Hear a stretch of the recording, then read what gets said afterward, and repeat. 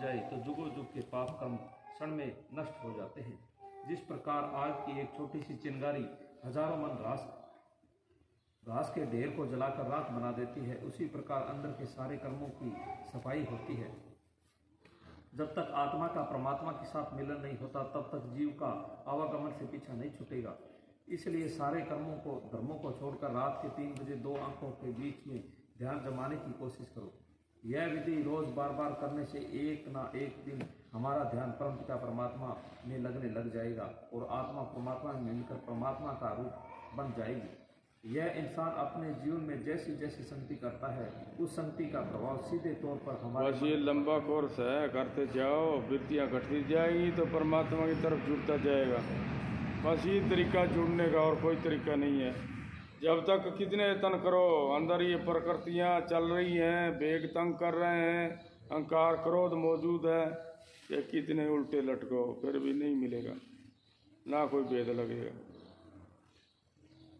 दुख सुख को मंजूर करके और सिमरण करो अंदर, और बाहर वाले बेग तंग करें तो उसको घटाते जाओ, जरूरत के मुताबिक खाते जाओ। बस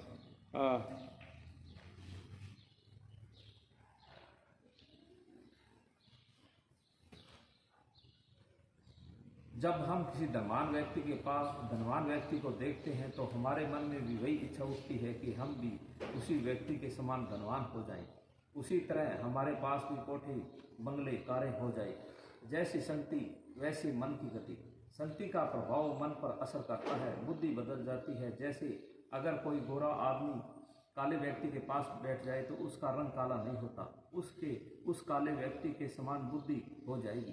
परम संतों का संग ही एक ऐसा संग है जो बस ये मलिन खाना है, मांस खाने वाले की अच्छी भावना नहीं होती।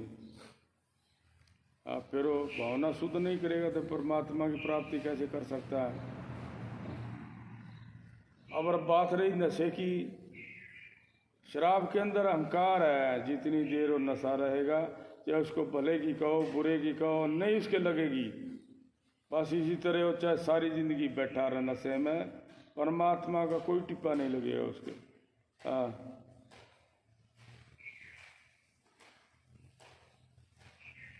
व्यक्ति चाहे कितना भी पापी हो, कामी हो, क्रोधी हो, लालची हो, परंतु संतों के संपर्क में आने से जैसे पारस लोहे को कंचन बनाता है, उसी प्रकार कंचन के समान हमारे जीवन को मूल्यवान। पर ये तो देख लो, प्रमाण भी है इसका। तुम्हारे काम का ही था वो, बैंक में लगे हुआ था। ये काड़ू यहीं बैठा था, आया था ना वो। मैं बहुत शास्त्र पढ़े जी, मैनेजर के, मस्ताना जी के। पता रहा नहीं? अरे शास्त्र पढ़ने से नशा नहीं छोड़ेगा,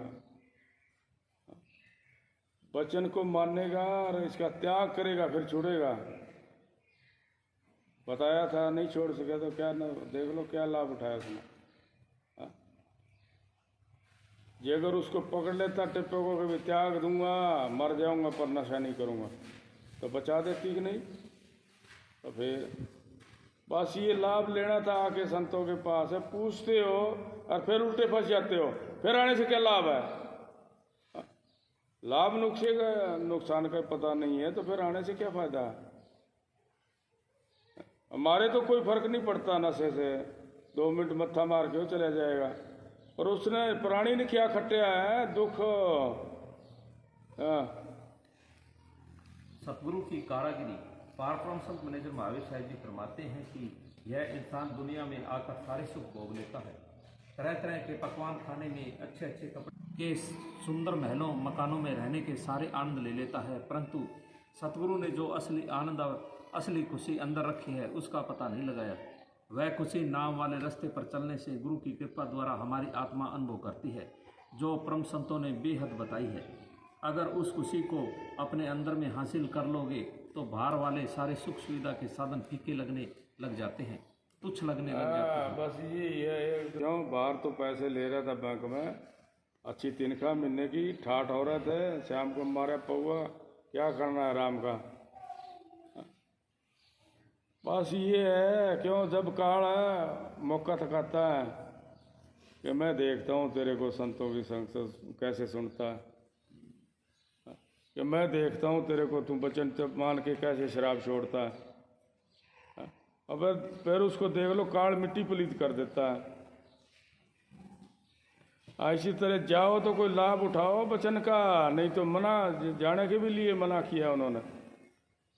ऐसा ने कि बड़ी संगत में पापी आता है अहंकारी आदमी और पाप चुप के चला जाता है, कि कुछ नहीं कटता वो पाप के सिवाय। तो फिर वो फैसला कर दिया उसको कि उस प्राणी को जाने से भी कोई फायदा नहीं है। तो फिर सच कहते हैं, वो दया करके कहते हैं, फिर नुकसान लेके आना है तो फिर जाने से मना करो। हाँ, संत महापुर से संसार के प्रति उदासीन हो जाते हैं। ऐसी खुशी सतगुरु के प्रेम में है जो उतार चढ़ाव में नहीं, सदा एकसार रहने वाली है। अगर किसी प्रेमी को ऐसी खुशी पाने का शौक है तो परम संतों की शरण में आओ। परम संतों के पास ही खुद खुदा रहता है, या यूं कहो कि वे ही खुद खुदा के स्वरूप हैं। खुदा परम संतों से जुदा नहीं, सारी त्रिलोकी को चलाने वाला और पालने करने वाला परमपिता परमात्मा एक है। वह सर्वशक्तिमान सर्वव्यापक है, वह अविनाशी है। बस यही तो धोखा है, उसकी पहचान कैसे करनी है। जगह जगह आश्रम है,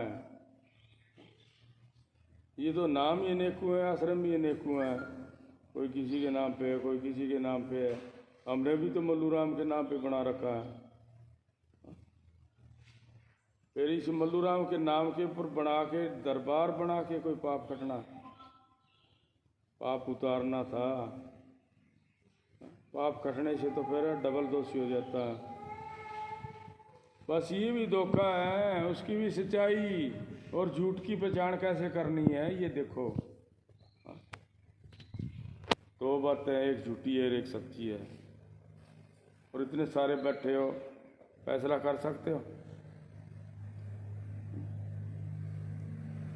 नहीं कर सकेंगे, नई नई बातें निकालेंगे उनमें से, और फिर भी जिद होगी तो झगड़ा करके खड़े होएंगे।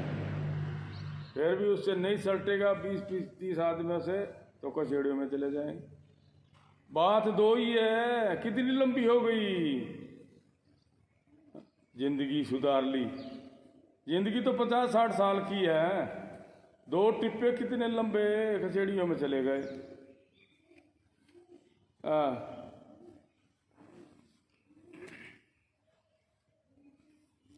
सारी त्रिलोकी को चलाने वाला और पालना करने वाला परमपिता परमात्मा एक है। वह सर्वव्यापक है, सर्वशक्तिमान है। वह सब जगह है, वो कचेड़ी हमारे साथ है चलती फिरती, उससे पहचान करनी है। ये कबीर का फैसला है, डब्बी भरी हुई तिलों दी, जिते साडा गुरु झगड़ो तो लोड़ नहीं वकीलों दी। ये सानू आत्मा बताउण लग जाती है परमात्मा दी। बतावेगी कादा, जब 3 बजे हमारी ध्यान जुड़ेगी। कि बस इसी तरह करी, दुनिया का ना मानी। वो वकील हैं सतगुरु के, बस उसका भेद नहीं। क्यों नहीं? हम फीस वालों वकीलों को मानते हैं, वो फीस से नहीं मानेंगे।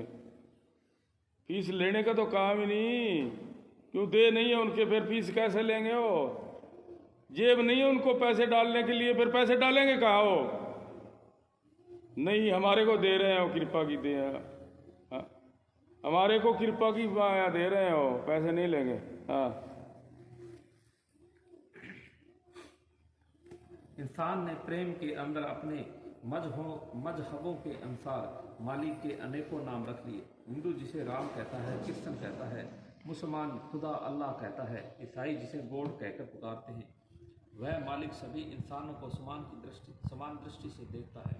उसके घर में कोई भेदभाव नहीं, कोई धर्म नहीं, कोई मजहब नहीं, जात पात, ऊंच नीच, कर्म धर्म, साल महीने, तिथि बार तारीख सब इंसान के बनाए हुए हैं।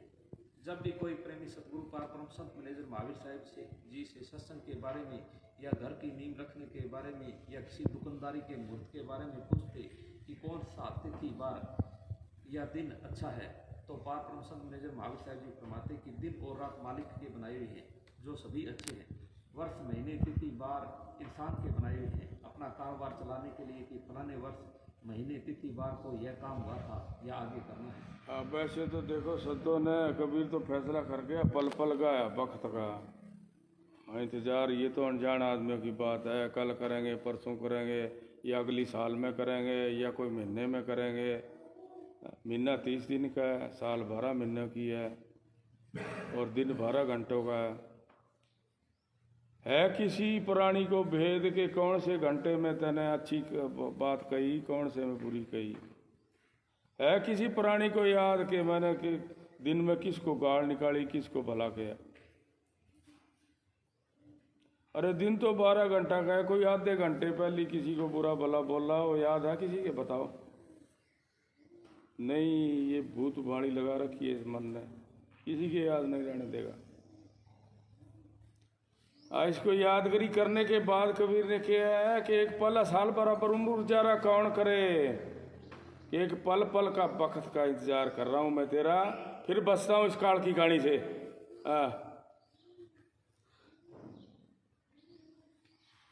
करना है। दुनियादारी में यादगिरी रखने के लिए बनाए हैं ताकि हिसाब किताब लिखित में आ सके। कई बार मन में यूँ सोच लेते हैं कि फलानी तिथि को यह काम करेंगे तो यह अच्छा होगा, फलानी तिथि बार को यह काम करेंगे तो बुरा होगा। अच्छा बुरा इंसान अपने मन से करता है। मालिक कभी किसी को यह नहीं कहता कि यह तिथि बार अच्छा है या यह बुरा है। अच्छा बुरा अपने किए हुए कर्मों के अनुसार होता है। जो दिन सतगुरु की याद में गुजरता है वही लेके लगता है, बाकी तो पेट के लिए खाया और कमाया। सोचने की बात है कि आए दिन कितने जीव संसार में जन्म लेकर आते हैं और कितनी मृत्यु हुआ है। दुनियादारी में हम रविवार की छुट्टी मनाते हैं कि आज रविवार का दिन है, स्कूल नहीं जाएंगे या ऑफिस नहीं जाएंगे, आज छुट्टी का दिन है। परंतु मालिक के घर कोई छुट्टी नहीं। यह जन्म मरण वाला सिलसिला हर समय चलता ही। सरकार का स्वप्नों की खुश हो जाएंगे वो, तो हमारे को मानेंगे, अगली साल इसको वोट देंगे। ये तो सरकार का स्वार्थ है, ये नहीं। अब देख लो उसमें छुट्टी है कोई सांसों की, है कोई एक सांस छुट्टी दिलाने वाला? तो फिर क्यों इंतजार करते हो उस हफ्ते की? फिर भी दुनियादारी के अंदर है, सदियों से चली है, ये त्रेता से चल रही है कबीर जयंती। हर साल उसकी छुट्टी होती है उस दिन, जेठ की पुन्नी को कबीर जयंती कहते हैं उसको।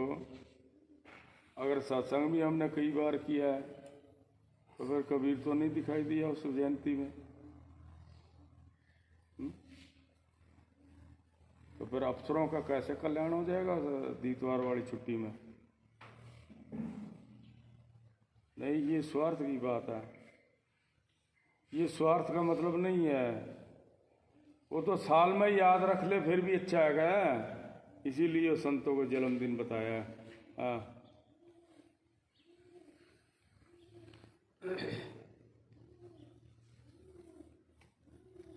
इसी प्रकार परम संतों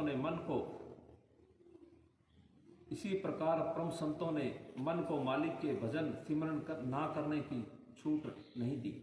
उन्होंने फरमाया है कि जिस तरह शरीर को रोजाना भजन सिमरन रूपी खुराक का होना जरूरी है। परम संत मैनेजर महावीर साहब जी फरमाते हैं कि दिन रात परमपिता परमात्मा ने इंसान के लिए बनाए हैं ताकि दिन में अपना काम काज करके रात को 4-5 घंटों तक आराम करके सुबह के 3 बजे से 7 बजे तक बैठकर राम राम करने से मालिक सारे दिन में किए हुए गुनाहों का निपटारा करता है।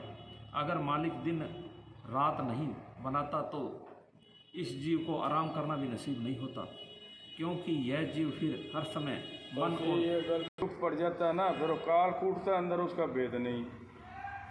भेद लगेगा कैसे? वो बताएगा ही नहीं, बताने से तो पर्दा खुल गया, तो फिर कैसे भेद लगेगा उसका? ऐसे भेद नहीं लगेगा, अमल करने से भेद लगेगा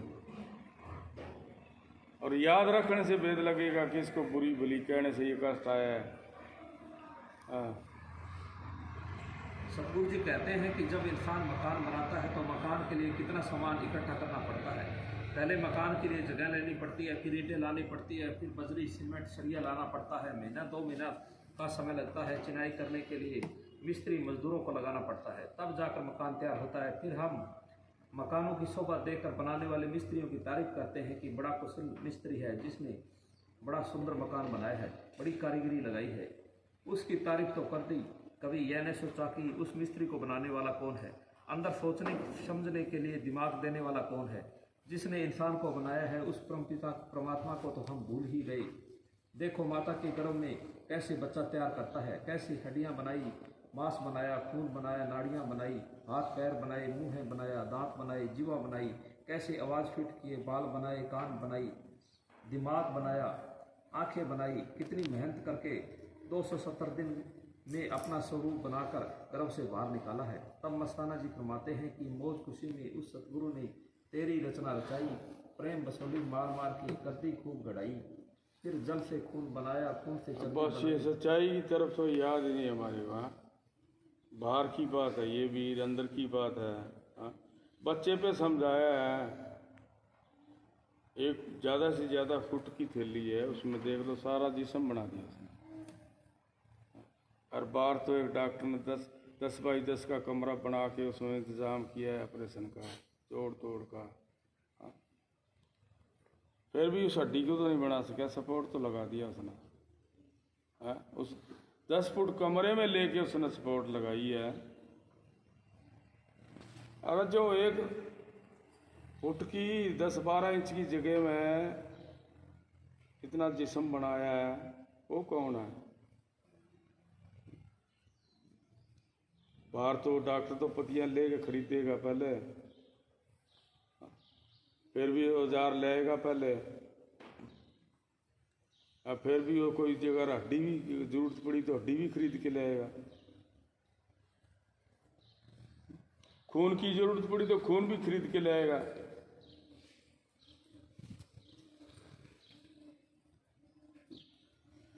देख लो, अंदर तो नहीं बना सकता उस खून को, अंदर तो उसने बना के हड्डी नहीं जोड़ी। बस ये तो ठेका है बुढ़े आदमी का। क्यों जीवन का कर्म भाड़ा तो तभी हड्डी कंडम हो गई तो सपोर्ट लगवा ली, तो फिर वो कंडम होने के बाद दुख तो हो गया।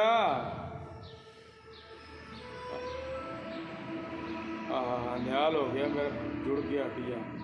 अरे सारी जिंदगी का दुख हो गया, कौन सा न्याल हो गया? न्याल वो होते हैं जो सारी जिंदगी परमात्मा के सुख में रहते हैं, वो न्याल है। दुख सुख का ही भेद नहीं है। जो झूठा सुख है उसको गीत गा रहे हैं। बहुत बढ़िया मेरा ऑपरेशन किया डॉक्टर ने, दूर तक दिख रहा है। अरे जिसने अंदर बनाई लाइट हो कौन है? जिसके खोपा ला के खत्म हो गई आंख, उसको बना के दिखाओ। जिसकी लाइट बंद होगी उसको चला के दिखाओ।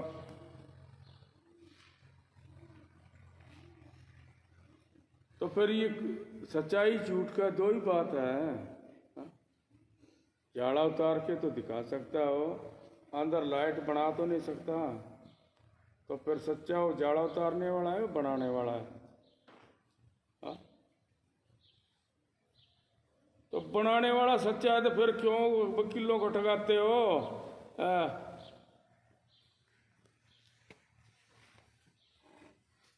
हमारी देह को बनाने वाला सतगुरु सतगुरु को किसी ने बाहर से सामान लाते हुए देखा है? आज तक नहीं। उसकी कुदरत को परम संतों के सिवाय और कोई नहीं जान सकता। उसके समान कुशल कारीगर त्रिलोकी में दूसरा कोई नहीं। उस जैसा नमूना बना दे। एक छोटी सी बात है, अगर किसी व्यक्ति को बीमारी या चोट की वजह से खून की जरूरत पड़ जाए तो डॉक्टरों को दूसरे आदमी का खून निकाल कर पूरा करना पड़ता है, बना नहीं सकता। फिर खून चढ़ाने से पहले चेक करता है कि ग्रुप मिलता है या नहीं। यह ग्रुप का नमूना कर्मों के कीटाणुओं का होता है, बताया है संतों ने। इन कीटाणुओं को साफ करने के लिए संत महापुरुष शब्द देकर, शब्द के जरिए से सारे कर्मों का निपटारा करके आत्मा को परमात्मा में मिला देता है, तब सफाई होती है।